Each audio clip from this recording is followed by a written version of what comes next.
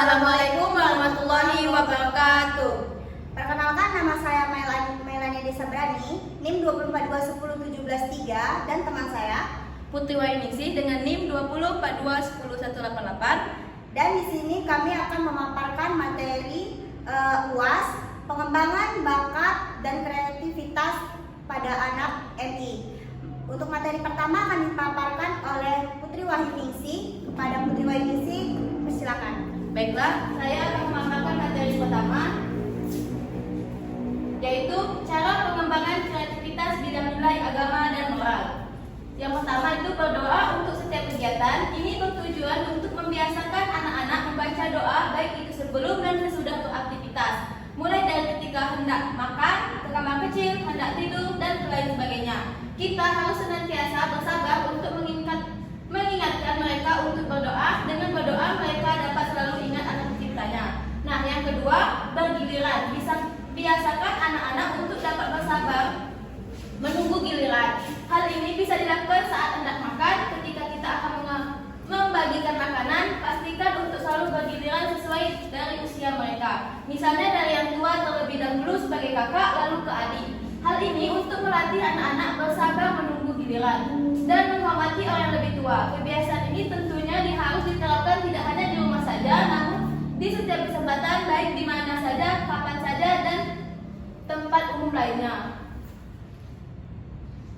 Yang ketiga, media permainan. Pada dasarnya anak-anak suka bermain. Untuk itu didiklah anak-anak untuk bermain sambil belajar. Untuk itu pilihlah permainan edukatif yang dapat merangsang perkembangan otak dan nilai agama maupun moral anak. Saat mereka bermain secara bebas, mereka dapat mengekspresikan dirinya tanpa ada paksaan.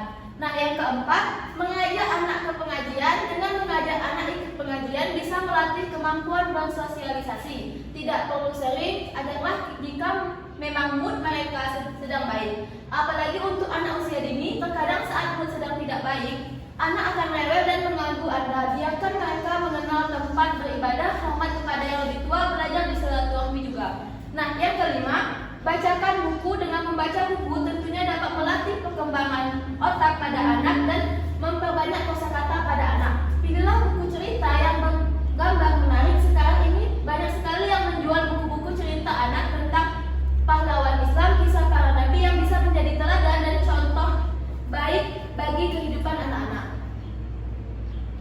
Nah, yang materi selanjutnya, perkembangan kreativitas fisik motorik menjadi dasar pengembangan bidang lainnya. Karena proses tumbuh kembang anak akan mempengaruhi kehidupan mereka pada masa mendatang. Selain itu mempengaruhi aspek perkembangan lainnya, misalnya mengembangkan kognitif sosial dan emosi. Baiklah, materi selanjutnya akan dibacakan oleh saudara kita Melania Desabrani.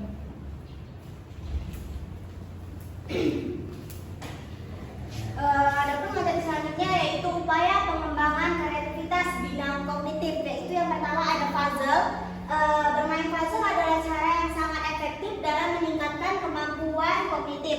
Dari permainan puzzle, anak bisa belajar menyelesaikan sebuah permasalahan. Selain itu, puzzle juga dapat mendorong anak untuk belajar berkonsentrasi, bersabar, dan memunculkannya perasaan senang atas sebuah pencapaian. Yang kedua adalah melakukan pemilahan. Aktivitas bermain dalam melakukan pemilahan benda juga sangat efektif dalam mendorong perkembangan kognitif anak. Lewat kegiatan ini, anak dapat mengenali berbagai bentuk benda. Nah, selanjutnya mereka bisa mengamati perbedaan serta persamaan dari benda-benda tersebut. Nah, yang ketiga ada latihan dan warna. Latihan ini adalah salah satu bentuk kegiatan observasi yang menarik bagi anak. Sebagai contoh, ayah bunda dapat meminta si kecil untuk menggambar pita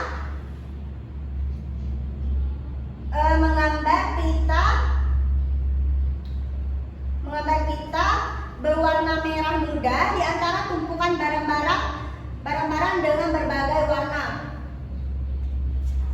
Yang keempat ada bermain dengan benda-benda di sekitar. Nah, cara selanjutnya adalah pengembangan kognitif anak adalah melalui permainan dengan benda yang mereka temui sehari-hari. Metode belajar ini sangat efektif dalam mendorong perkembangan otak anak. Mereka bisa berimajinasi dan berkreasi secara bebas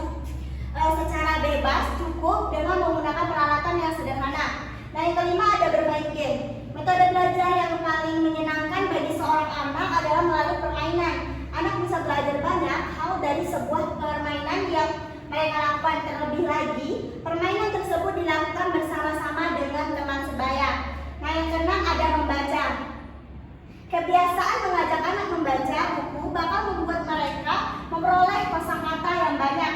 Selain itu, anak juga dapat belajar kemampuan berbahasa dengan baik. Tidak cukup dengan memungkinkan anak bakal menjadi pribadi yang gemar membaca di masa depan. Yang ketujuh adalah ajukan pertanyaan. Nah, cara terakhir ini dalam mendorong perkembangan kognitif anak adalah dengan mengajukan pertanyaan. Sebagai langkah awal, ajukan pertanyaan yang sederhana. Misalnya, minta anak untuk menirukan suara kucing atau tanyakan apa saja aktivitas yang mereka lakukan sepanjang hari. Nah, perkembangan kreativitas bidang seni.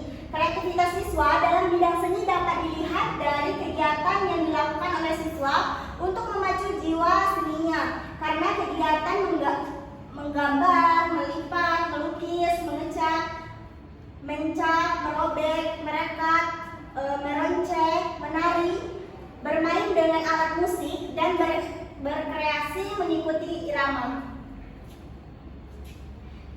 Keterkaitan pengembangan nilai agama dan moral kognitif dan seni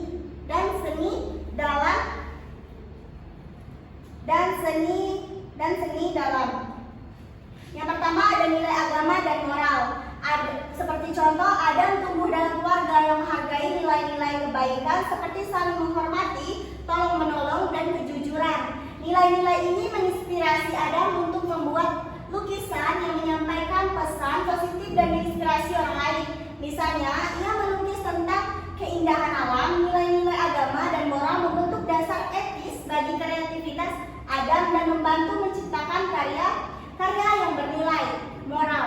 Dengan biasanya